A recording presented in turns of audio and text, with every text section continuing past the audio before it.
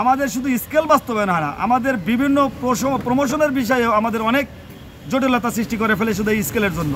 Diploma ইঞ্জিনিয়ারদের ন্যায় আমরা যাতে সার্ভেয়ার ডিপ্লোমার ধারীরা 10ম গ্রেড পাই, এই দাবিতে আমাদের আজকের এখানে অন্বেষণ। এটা আমাদের কেন্দ্রীয় কমিটির ঘোষিত কর্মসূচি।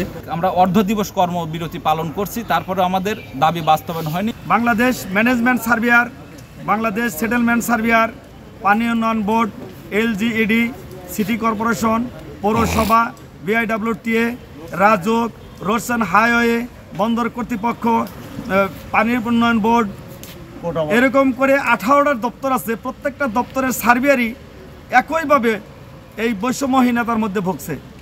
এই বৈষম্যতার কারণে আমাদের চাকরিতে মন মানসিকতা অনেক হীনতার মধ্যে ভুগছি, আমরা অনেক কষ্টের মধ্যে ভুগছি।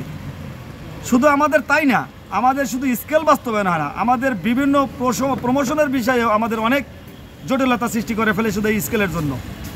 এই স্কেলটা যদি বাস্তবায়ন হতো তাহলে আমাদের সকল জটিলতা দূর হতো। সার্ভেয়ার ডিপ্লোমাধারী যারা, তারা এখনও এই দ্বিতীয় শ্রেণীর 10ম গ্রেড প্রাপ্ত হননি।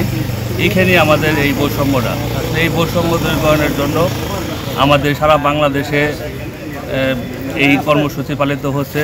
আমরা আপনার ডিপ্লোমা ইঞ্জিনিয়ারদের ন্যায় আমরা যাতে সার্ভেয়ার ডিপ্লোমার ধারীরা 10ম গ্রেড পাই, এই দাবিতে আমাদের আজকের এখানে অন্বেষণ। এটা আমাদের কেন্দ্রীয় কমিটির ঘোষিত কর্মসূচি। আমরা পূর্ণ দিবস কর্মসূচিতে আছি আর কি। আমরা চাই আপনার জনপ্রশাসন মন্ত্রণালয়ের 1994 সালের যে 164 নম্বর প্রজ্ঞাপনের জারিকৃত যে আদেশ, সেই আদেশ বাস্তবায়নের জন্য যাতে আমরা অন্যান্য ডিপ্লোমাধারীদের ন্যায় সার্ভেয়ার ডিপ্লোমারা 10ম গ্রেড প্রাপ্ত হয়। আন্দোলন দীর্ঘদিন যাবত অব্যাহত আছে।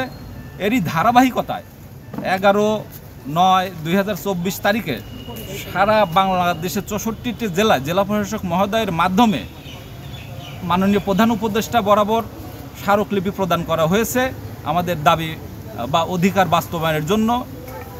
তারপর 16/11/2024 তারিখে 16/9/2024 তারিখে প্রেস ক্লাবে সাংবাদিক সম্মেলন করা হয়েছে জাতিকে জানিয়ে দেওয়ার জন্য আমাদের দাবি যেন দ্রুত বাস্তবায়ন হয়।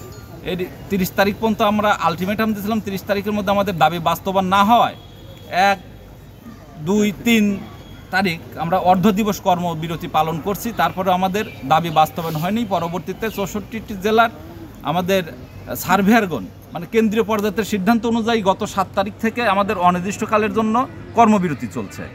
আমাদের দাবি পূর্ণ দিবস কর্মবিরতি চলছে। আমাদের এই দাবি, এটা দাবি নয়, আমাদের অধিকার। আমাদের এই অধিকার যতদিন বাস্তবায়ন না হচ্ছে ততদিন আমাদের এই কর্মবিরতি এবং অবস্থান কর্মসূচি চলবে ইনশাআল্লাহ।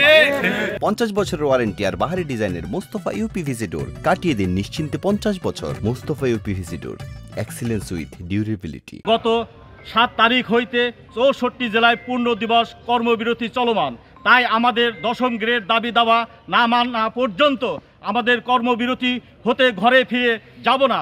10ম গ্রেড বাস্তবায়নের উপর মহোদয় ঘোষণা করিলে আমরা চলমান আন্দোলন হইতে অব্যাহতি ঘোষণা করব। 4 বছর মেয়াদী সার্ভে ডিপ্লোমা যারা বিভিন্ন দপ্তর পরিদপ্তর বিভাগে কর্মরত আছে তাদেরকে করা হয়েছে সামাজিকভাবে হেয়, দাপ্তরিকভাবে লাঞ্ছিত এবং কর্মক্ষেত্রে তৈরি হয়েছে বৈষম্যের শিকার।